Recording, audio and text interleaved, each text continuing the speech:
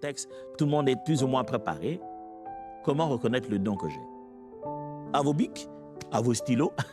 Je suis habitué à dire bic, chez nous on dit comme ça. À vos stylos, on y va. La prière est la révélation du Saint-Esprit. Comment reconnaître le don qu'on a? Le don que Dieu nous a donné, commencer par la prière et à percevoir la révélation du Saint-Esprit.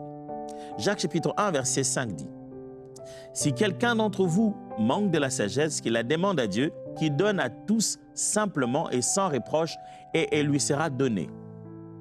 Jacques montre une circonstance où on a besoin d'une qualification quelconque. Et par la prière, on l'obtient.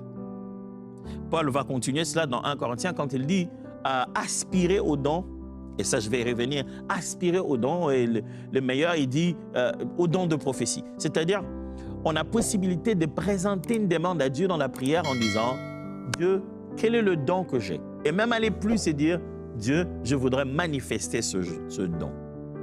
Et dans ta conversation avec Dieu, c'est là un des meilleurs moyens, un des meilleurs moments où Dieu peut te dire je t'ai donné ces dons-ci, je t'ai donné cette capacité-ci. Il peut peut-être pas te citer le don spirituel, mais il peut te citer la mission.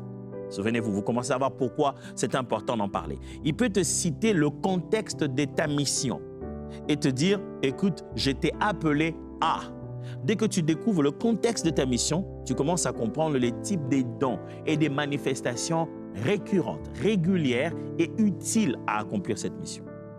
Je me souviendrai une fois, j'étais très jeune et j'étais en train de prier Dieu justement en me posant la question, quel est mon appel? À quoi je sers?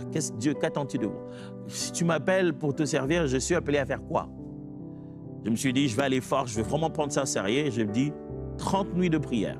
Chaque nuit, je me réveillerai en plein milieu, 23 h et j'irai au salon, j'habitais encore chez mes parents, et je me mettrai à prier jusqu'à peut-être à 3 h et je vais me rendormir un peu avant d'aller à l'école, avant de continuer la vie.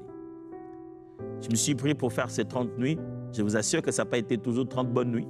Il y a des nuits où j'ai commencé à prier à genoux et je me suis endormi. Et j'ai sursauté, mais j'étais nu. Par la grâce de Dieu, chaque jour, tenté de prier 10.